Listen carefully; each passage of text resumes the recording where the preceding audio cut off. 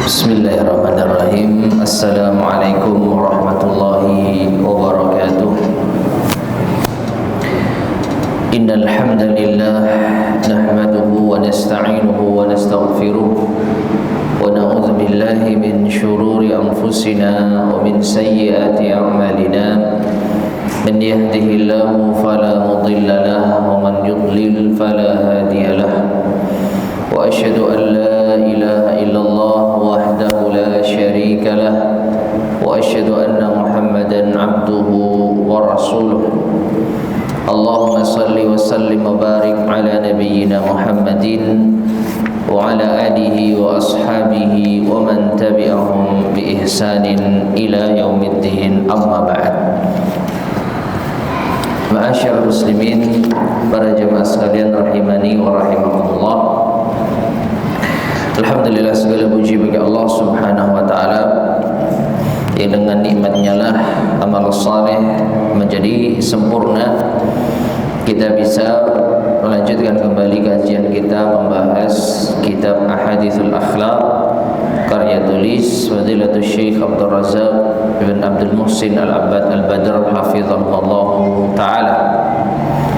Dan sekarang kita masuk bab baru, bab yang ke-16, Zammul ghibah wan namimah was sukhriyah, yaitu celaan terhadap ghibah, namimah dan sukhriyah. Ghibah yaitu menggunjing, an-namimah mengadu domba, dan as-sukhriyah yaitu mengejek. Ma'asyiral muslimin rahimani wa rahimakumullah. Tiga hal yang disebutkan atau yang dibahas pada bab kali ini, bab yang ke-16 ini diantara pembahasan yang berkaitan dengan akhlak yang buruk. Karena tatkala kita membahas akhlak yang baik, akhlakul karimah, maka kita juga harus mengetahui akhlak sayyi'ah, akhlak yang buruk. Sebagaimana dikatakan, araftu syarra la lisyarri walakin litawaqqihi. Aku mengetahui keburukan bukan untuk melakukan keburukan, tapi untuk apa? Mengantisipasinya. Karena waman lam ya'rifi syarra minal khairi yaqa' fihi. Siapa yang tidak mengetahui suatu keburukan, maka ia akan terjatuh di dalamnya. Maka kita mempelajari tentang keburukan ghibah, keburukan namimah, dan keburukan sukhriyah untuk mengantisipasinya, agar kita menghindarinya. Ini terkait dengan pembahasan di bab yang ke-16 ini. Jadi mengapa beliau membahas akhlak yang buruk ini? Tentu agar kita menjauhi dan menghindarinya. Kita masuk pada penjelasan al-mu'allif hafizallahu ta'ala. Beliau mengatakan, laqad ja'at hadhihi syari'atul gharra'. Sungguh syariat yang murni ini telah datang bisyanatil a'rad, untuk menjaga kehormatan, wa hifziha wa ri'ayatiha, untuk memeliharanya, wa ib'adin nasi min an yusi'a ba'duhum ila ba'din bi ayyi naw'in min anwa'il isa'ah.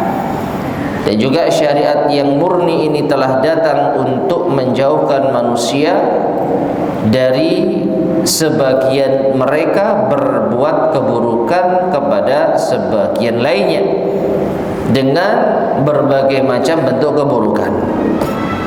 Wa udda dzalika fi syari'ati baban 'aziman min abwabil ism. Dan hal tersebut di dalam syariat dianggap sebagai pintu besar dari pintu-pintu dosa, wa darban min durubil udwan, dan contoh yang jelas dari contoh-contoh permusuhan. Jadi di antara fungsi syariat Islam ini mencegah manusia atau menjadikan manusia ini kehormatannya terjaga. Jadi syariat datang ini untuk menjaga kehormatan, sekaligus menjauhkan manusia dari berbuat buruk sesama mereka dengan berbagai macam bentuk keburukan, dengan berbagai macam bentuk permusuhan. Bahkan yang disebutkan di sini ghibah, namimah, dan sukhriyah itu termasuk di antara pintu dosa yang besar, di antara contoh permusuhan yang nyata. Wa min dzalik, maka di antara hal tersebut maja'at bihi syari'atul mubarakatuh, apa yang datang dengannya syariat yang diberkahi ini, min dzammil ghibah, yaitu celaan terhadap ghibah, wan namimah was sukhriyah, celaan terhadap namimah dan sukhriyah, wan nahyi anha wat tahdziri minha, larangan darinya dan peringatan atasnya, wa tajrimi fa'iliha, dan yaitu tergolong dosa orang yang melakukannya, wa addiha fi jumlati kabairil ism, dan menganggapnya termasuk di antara dosa-dosa besar. Jadi syariat ini datang dalam rangka menjelaskan tentang bahayanya ghibah, celaan terhadapnya, dan dosa-dosanya. Ya. Amal ghibah, adapun ghibah, sekarang kita masuk dalam pembahasan inti. Adapun ghibah, fa inna Allah Ta'ala yaqul, maka sesungguhnya Allah Ta'ala berfirman, wala yaktab ba'dukum ba'da ayuhibbu ahadukum ay ya'kula lahma akhihi maitan fakarihtumuh. Dalam surat Al-Hujurat ayat ke-12. Ini dalil tentang tercelanya ghibah. Allah berfirman yang artinya, dan janganlah sebagian kalian mengghibah sebagian lainnya. Apakah salah seorang kalian suka untuk memakan daging saudaranya, yaitu bangkai saudaranya? Fakarihtumu, tentu kalian membencinya. Di sini Allah Subhanahu wa taala melarang perbuatan ghibah. Wala yaghtab ba'dukum ba'dha. Jangan sebagian kalian menghibah sebagian lainnya. Lalu Allah Subhanahu wa taala memberikan perumpamaan, memberikan permisalan. Orang yang menghibah itu seperti memakan bangkai saudaranya sendiri. Dan ini diantara bentuk permisalan yang menjijikkan. Dan nanti akan disebutkan asar-asar para ulama, asar-asar salafus saleh tentang menjijikkannya perbuatan ghibah ini. Ya, ayuhibbu ahadukum an ya'kula lahma akhihi maitan. Apakah salah seorang kalian suka untuk memakan bangkai saudaranya sendiri? Fakarihtumu, tentu kalian tidak menyukainya. Artinya kalau kalian tidak suka memakan bangkai saudaranya sendiri, maka hendaknya kalian jauhi ghibah. Qala Ibnu Abbas radhiyallahu anhuma fi makna al-ayah. Abdullah Ibnu Abbas radhiyallahu anhuma mengatakan tentang makna ayat ini, haramallahu 'alal mu'mini an yaktabal mu'mina bi syai'in kama harramal maitah. Ini penjelasan pertama. Ya. Dari makna ayat. Allah Subhanahu wa taala mengharamkan bagi orang yang beriman untuk menghibah orang beriman lainnya dengan sesuatu pun, sebagaimana Allah mengharamkan bangkai. Jadi ini makna yang pertama dari kandungan ayat ini. Ya, sebagaimana sebagaimana bangkai itu diharamkan, maka ghibah juga apa? diharamkan. Ya, sebagaimana bangkai itu diharamkan, maka ghibah juga diharamkan. Bahkan dari berbagai macam bangkai yang haram, tentu bangkai manusia itu lebih diharamkan. Itu lebih diharamkan. Jadi sisi pengharamannya itu lebih jelas, lebih tegas. Kalau bangkai itu haram dimakan dalam kondisi normal, namun dalam kondisi darurat bisa jadi diperbolehkan. Ini kita bicara bangkai hewan yang halal dimakan kalau dia disembelih dengan cara syar'i. Bangkai kambing, bangkai ayam, bangkai sapi, maka haram secara asal. Tapi dalam kondisi darurat kita boleh memakannya. Kita boleh memakannya sesuai dengan kebutuhan. Adapun bangkai manusia, boleh enggak dalam kondisi darurat kita makan?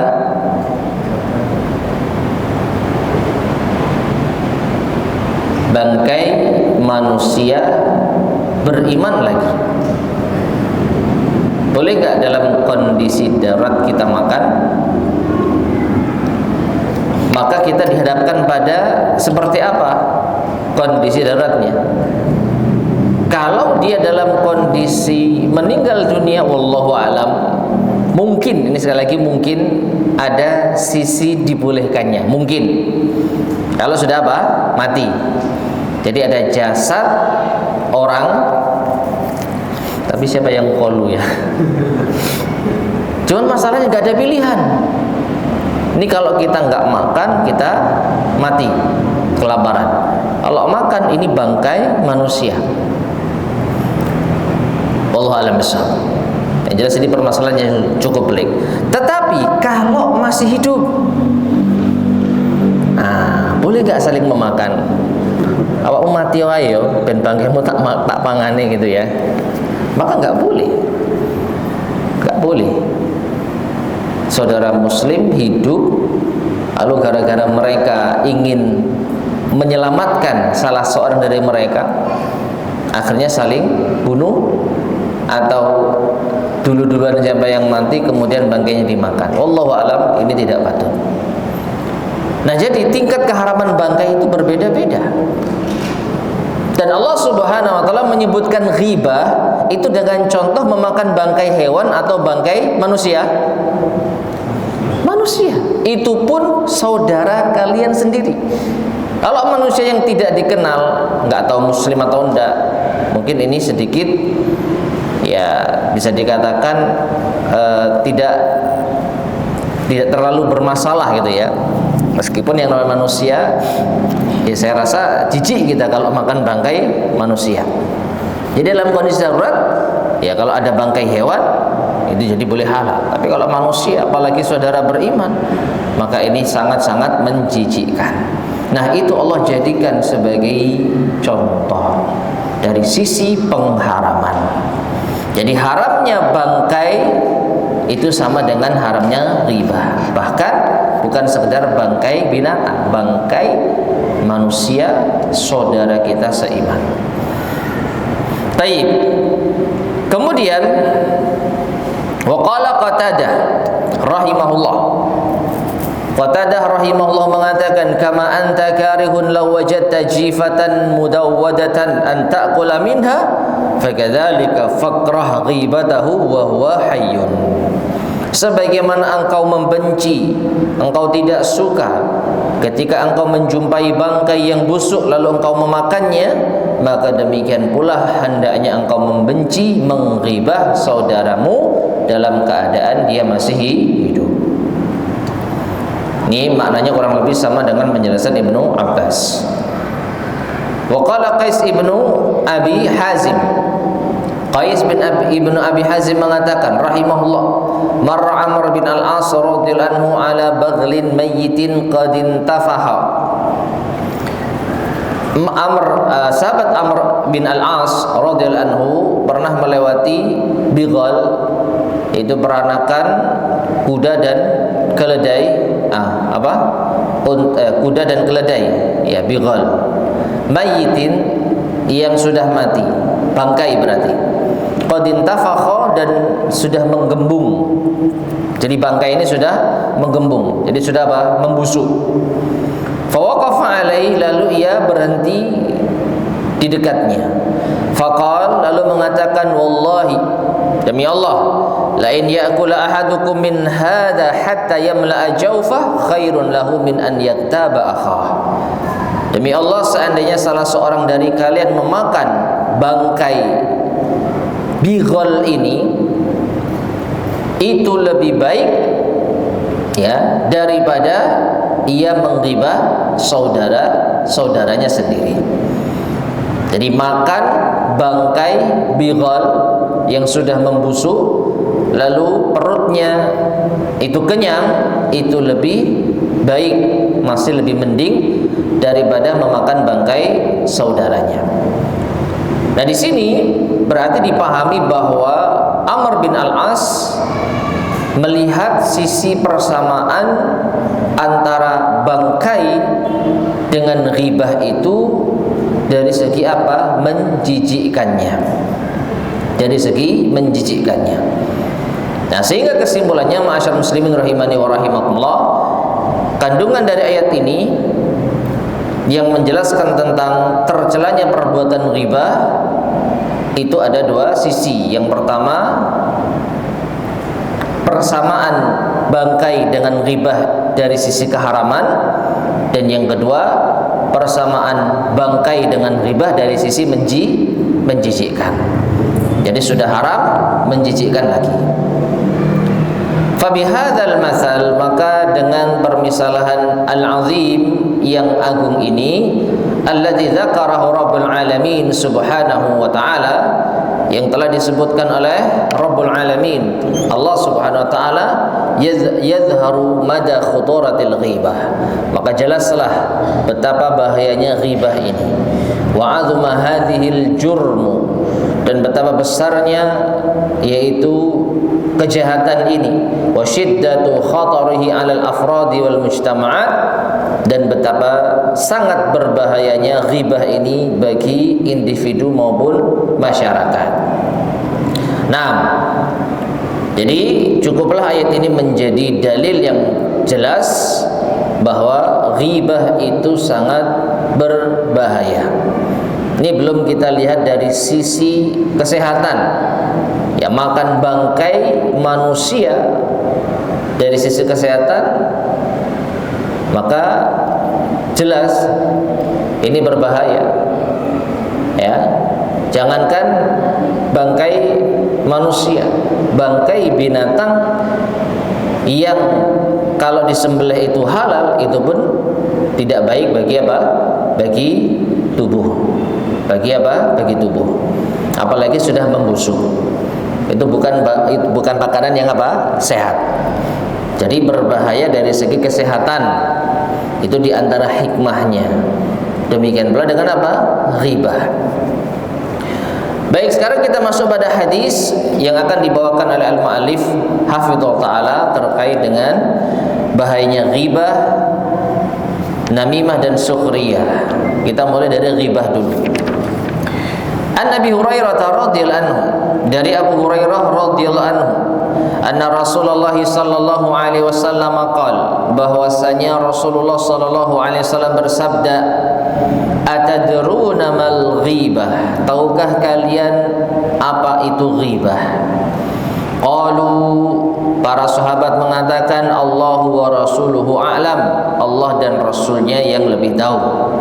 Qala, Rasulullah sallallahu alaihi wasallam mengatakan, dzikruka akhaka bima yakrah, engkau menyebutkan tentang saudaramu yang ia benci.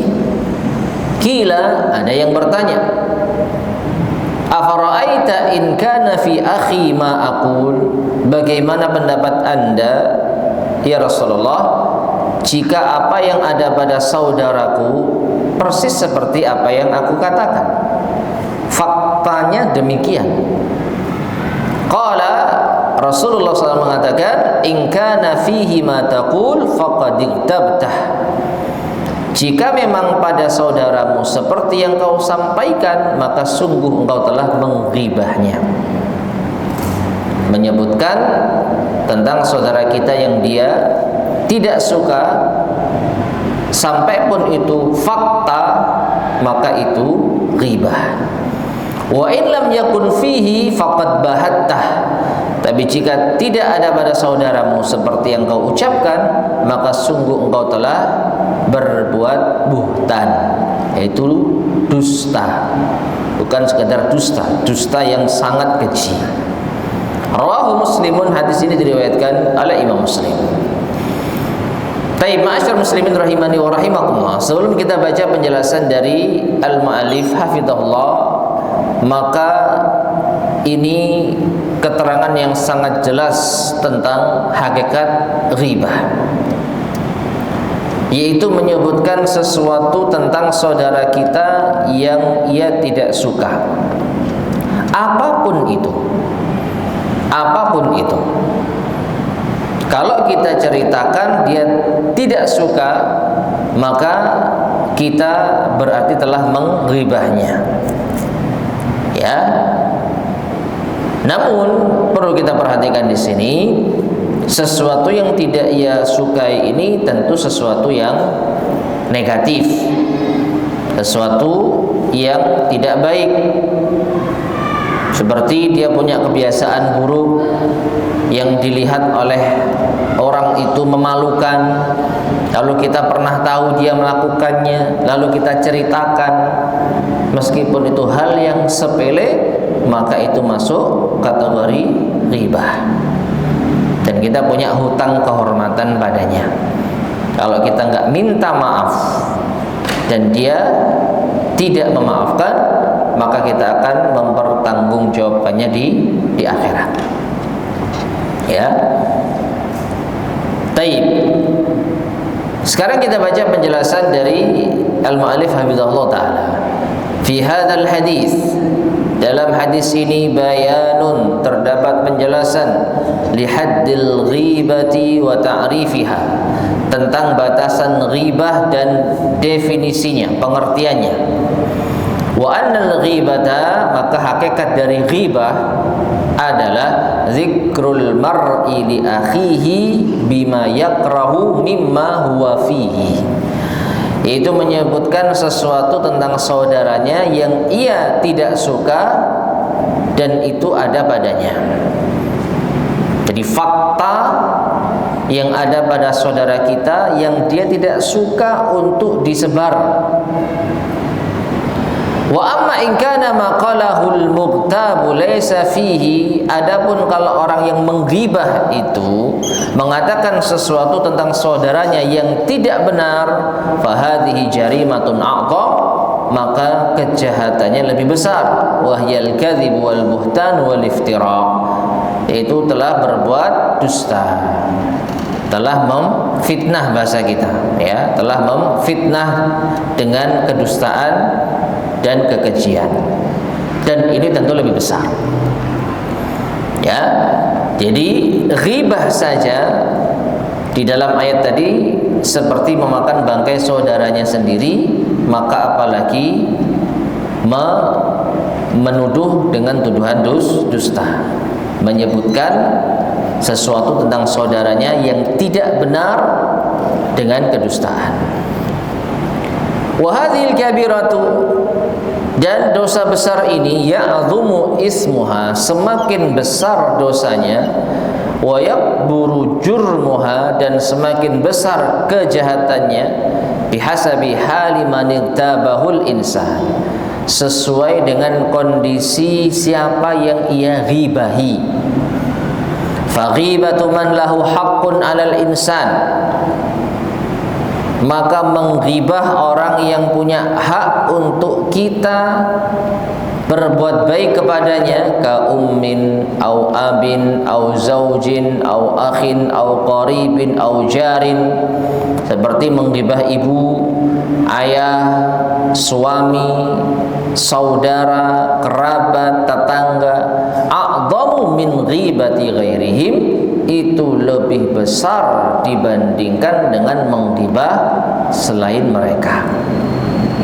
Li'annahu idhafatan ila ma fihi min ghibatin fihi tadyi'un li hadzal haqqil khas. Karena ada tambahan. Jadi selain ghibah ada tambahan apa yang dia itu menyia-nyiakan hak orang-orang tersebut secara khusus. Jadi ghibah itu ada tingkatannya. Siapa yang kita ghibahi? Semakin orang itu berhak untuk kita perlakukan dengan baik, maka semakin besar kalau kita mengghibahinya. Contoh ibu, menggibah ibu. Gimana gambarannya? Kita ceritakan kepada orang lain tentang keburukan ibu kita. Ya, ibu kita, ibu saya demikian kepada orang lain yang akhirnya tahu tentang aib ibu kita. Maka ini ghibah. Dan ghibah terhadap ibu itu lebih besar dosanya daripada ghibah terhadap yang lain. Demikian pula kerabat, demikian pula pasangan, suami istri, menggibahnya, menceritakan keburukannya kepada orang lain, ini diantara hal yang sangat besar dosanya. Ya, demikian pula dengan tetangga. Saya menyebutkan menggibah tetangga itu lebih besar dosanya daripada menggibah yang lain. Karena apa? Mereka punya hak yang khusus yang harus kita penuhi. Nah, walihada, oleh karenanya, fa inna ightiyabal ulama, maka menghibah ulama alladzina lahum qadamus sidqin, yang mereka memiliki jasa besar fil ummati, terhadap umat, nushan wa ta'liman wa bayanan wa taujihan, mereka menasihati, mengajarkan, menjelaskan, mengarahkan, wa da'watan wa islahan, mereka berdakwah, mereka memperbaiki, ya, maka menghibah ulama min adzaimiz dzunub wa kabairil atham, termasuk dosa-dosa besar. Jadi ghibah sendiri ini sudah dosa besar, maka menjadi lebih besar lagi kalau yang kita ghibahi orang-orang khusus. Taib ma'asyar muslimin rahimani wa rahimakumullah.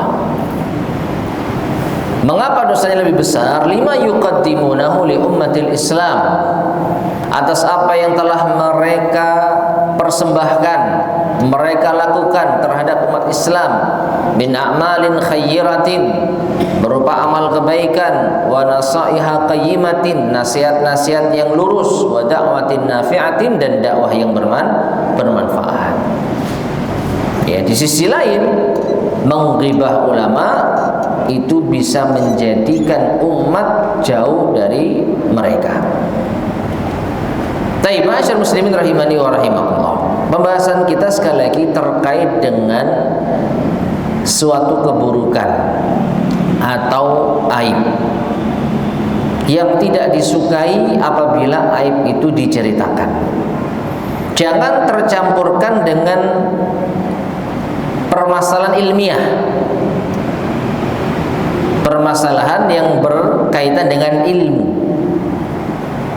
Seorang ulama berpendapat A, kemudian ada kritikan, ada bantahan, ada perbandingan penjelasan yang nanti pada akhirnya bisa jadi menganggap keliru penjelasan ulama yang disebutkan tadi.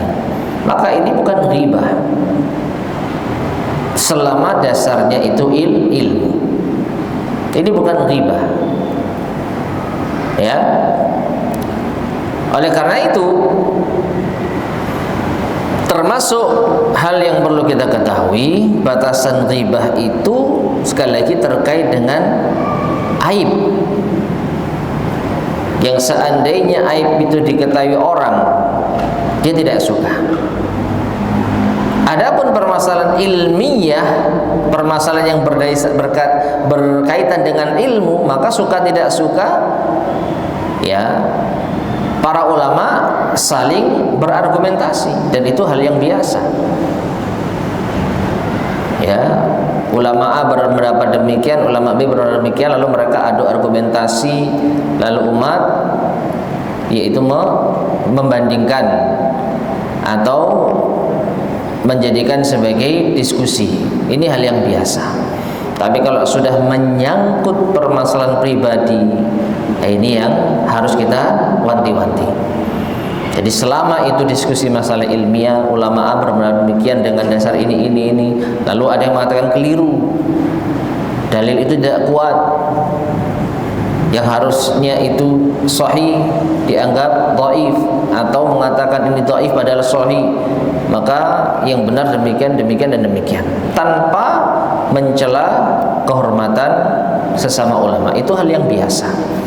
Tapi kalau sudah menyangkut masalah pribadi, nah ini yang harus hati-hati. Dan ini kembali kepada niat. Kembali kepada niat.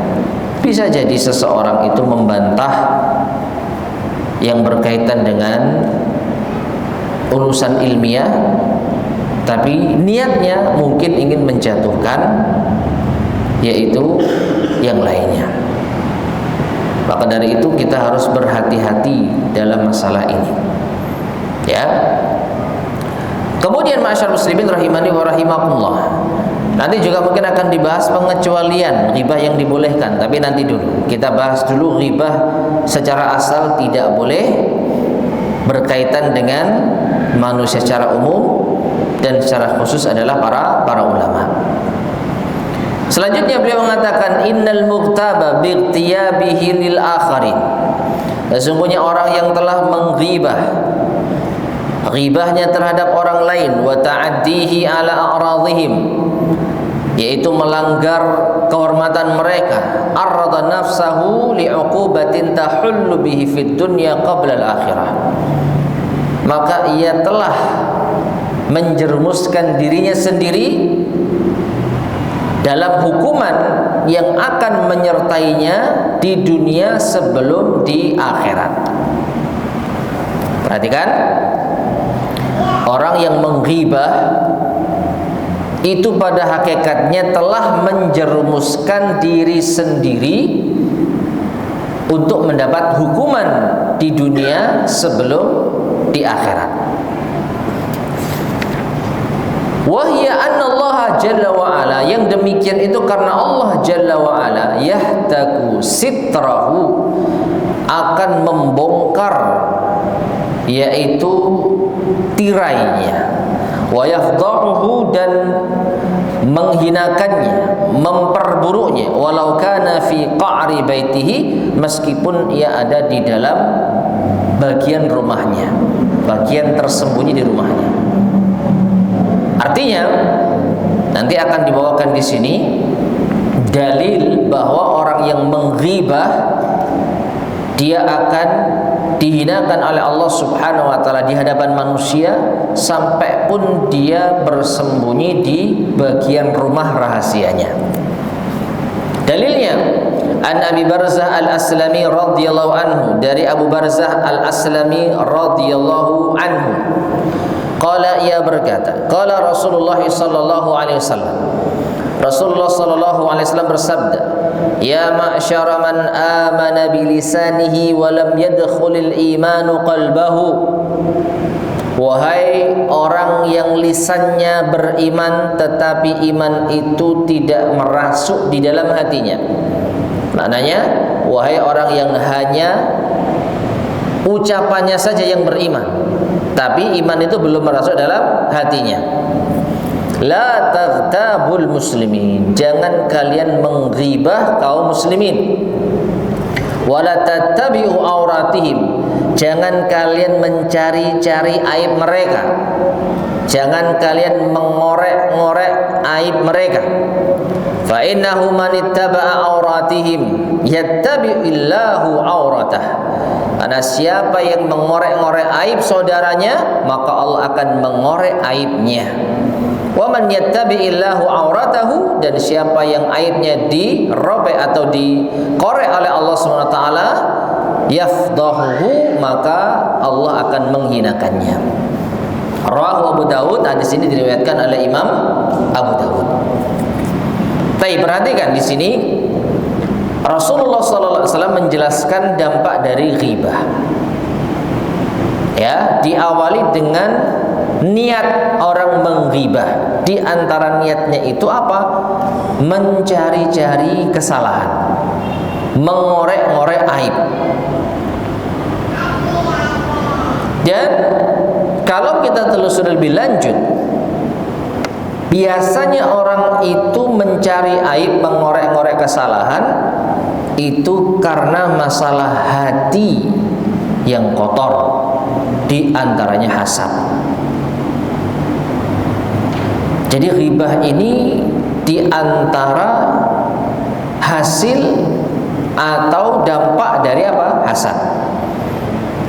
Karena hasad, gak suka dengan saudaranya, dia berusaha untuk mencari-cari aibnya, mengorek-ngorek kesalahan dan keburukannya.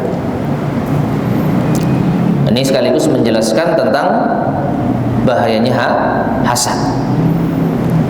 Nah, terlepas dari apakah dia ada niat hasad atau tidak, sekedar mengorek-ngorek kesalahan saudara seiman itu perbuatan yang tercela. Apa balasannya? Allah akan mengorek-ngorek kesalahannya. Maksudnya Allah sudah tahu kesalahannya, tapi Allah akan tampakkan kesalahannya di hadapan manusia. Kita ini punya dosa banyak, punya aib yang tidak banyak diketahui orang. Kalau kita ingin aib kita ditutupi oleh Allah Subhanahu wa taala, ya banyak-banyaklah menutup aib saudara kita. Sesimpel itu. Maka di antara hal yang bisa mengerem kita untuk tidak menghibah, mengerem kita agar kita tidak ghibah, kita lihat diri kita. Kalau kita merasa kita ini suci, ya silakan kalau mau menghibah. Ya, kalau mau ngetes ilmu silakan.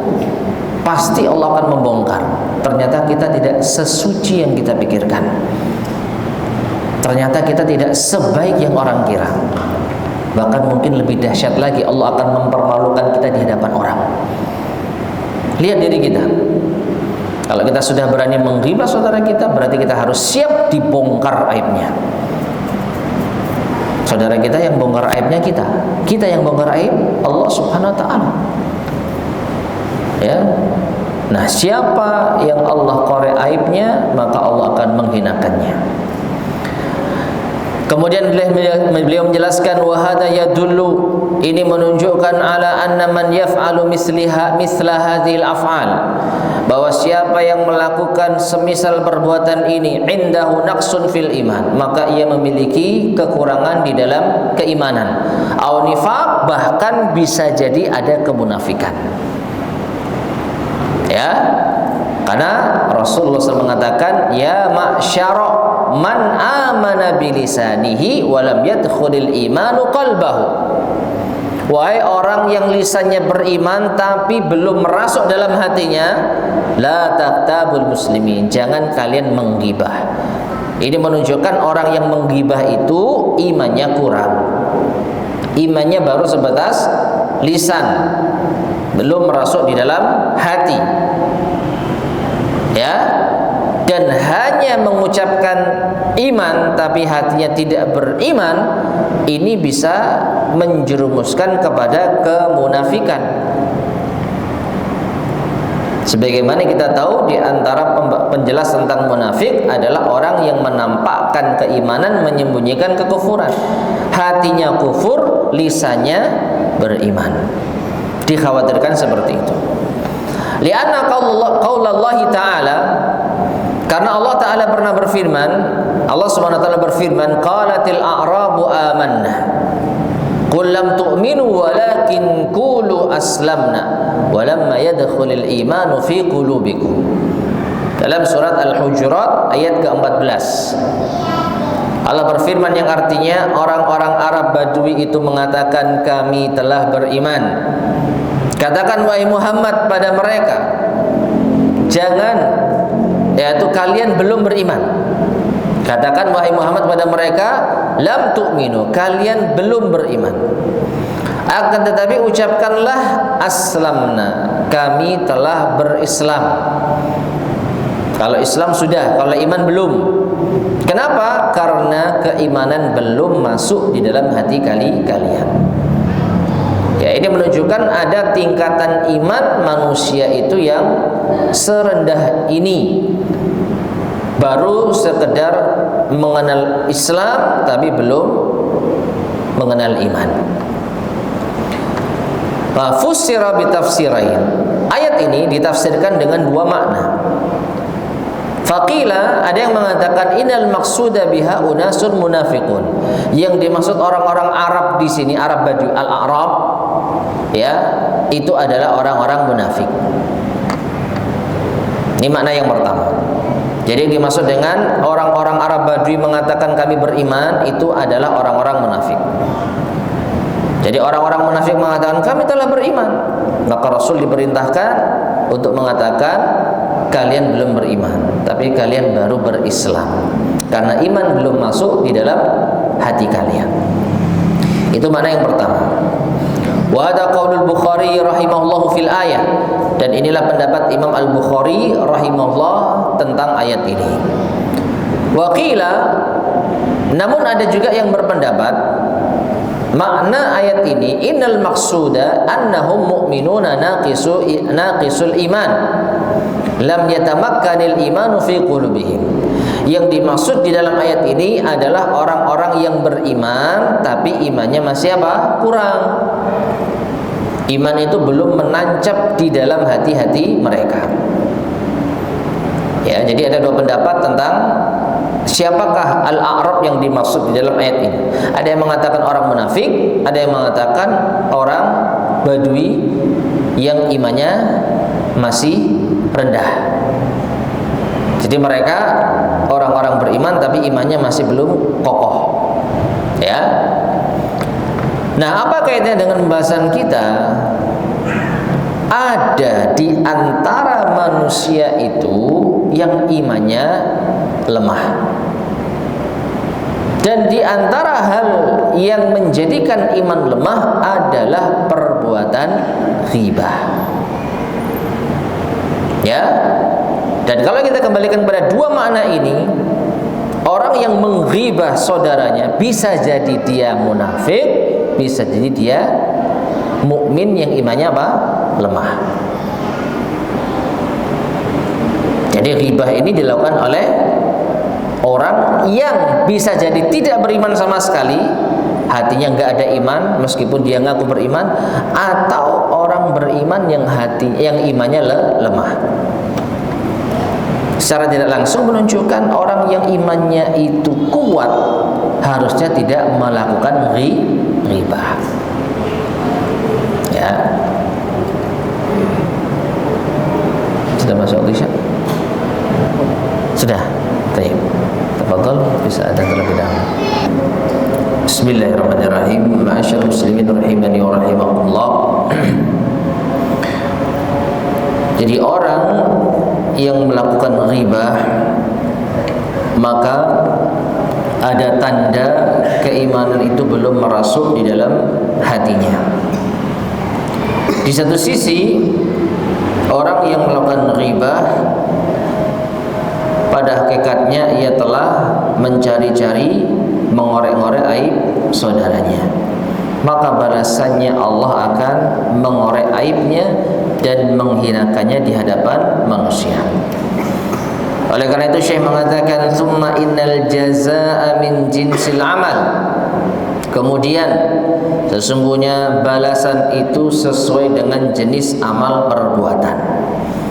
Wa man yattabi'u aurata akhihi, maka siapa yang mengorek aib saudaranya, yattabi'illahu auratahu, Allah akan mengorek aibnya. Wa man yattabi'illahu auratahu yafdahuhu fi baitihi, dan siapa yang Allah korek aibnya, maka Allah akan menghinakannya meskipun ia berada di rumahnya. Wa hadhihi 'uqubatuhul mu'ajjalah, dan ini adalah hukuman yang disegerakan. Ma'asyiral muslimin rahimani wa rahimakumullah. Hukuman yang disegerakan di dunia yang disebutkan oleh al-mu'allif hafizahullah, ini mengisyaratkan ada hukuman yang ditunda di akhirat. Berarti orang yang menggibah itu hukumannya double. Di dunia akan dibalas dengan kehinaan, bahkan mungkin lebih mengerikan, dan di akhirat dia juga akan mendapat tambahan hukuman. Maka dari itu, sekali lagi, perbuatan ghibah ini tidak boleh kita remehkan, meskipun ini dosa yang diremehkan. Meskipun ini dosa yang diremehkan. Mengapa? Karena menghibah itu mudah. Cukup kita bicara tentang keburukan saudara kita, maka itu sudah ghibah. Ya. Apalagi terkait dengan lisan. Mudah sekali kita cerita, mudah sekali kita bicara. Apalagi kita sering bercakap-cakap, kita sering ngobrol.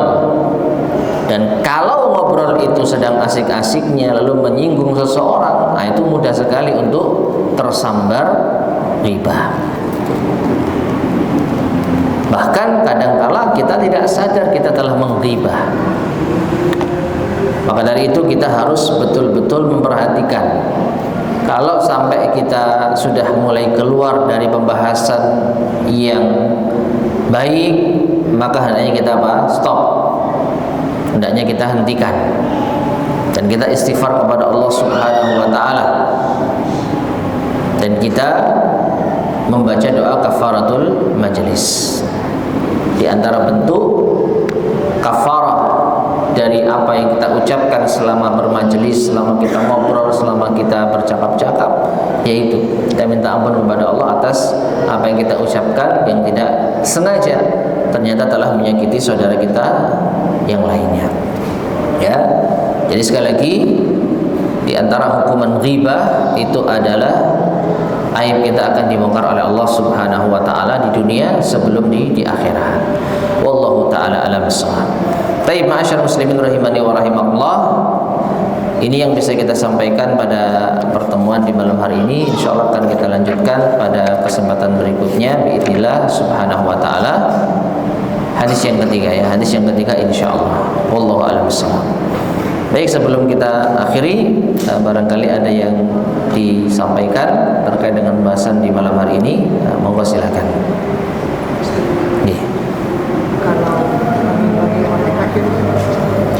Kalau menggibahi orang kafir, apa hukumnya? Wallahu a'lam bishawab. Kalau kita lihat konteks atau teks ayatnya, wala yaqtab ba'dukum ba'dha. Jangan kalian menggibah antara satu dengan yang lain. Dan konteksnya adalah orang yang beriman. Ini mengisyaratkan bahwa menggibah orang kafir itu tidak sama dengan menggibah saudara seiman.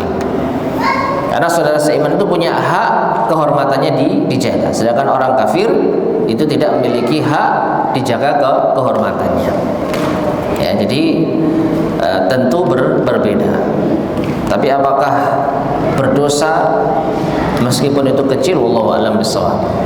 Dan kalau kita lihat juga mungkin dilihat urgensinya apa, kepentingan kita untuk menggibah orang kafir itu apa. Ya, jadi wallahu a'lam bishawab, dilihat konteksnya. Tapi secara ringkas tidak sama. Menggibah saudara seiman itu jelas dosa besar. Menggibah orang kafir tidak sama dengan menggibah saudara seiman. Mungkin seperti itu. Ya, Allah a'lam bishawab. Tapi ada lagi yang sampaikan? Oke.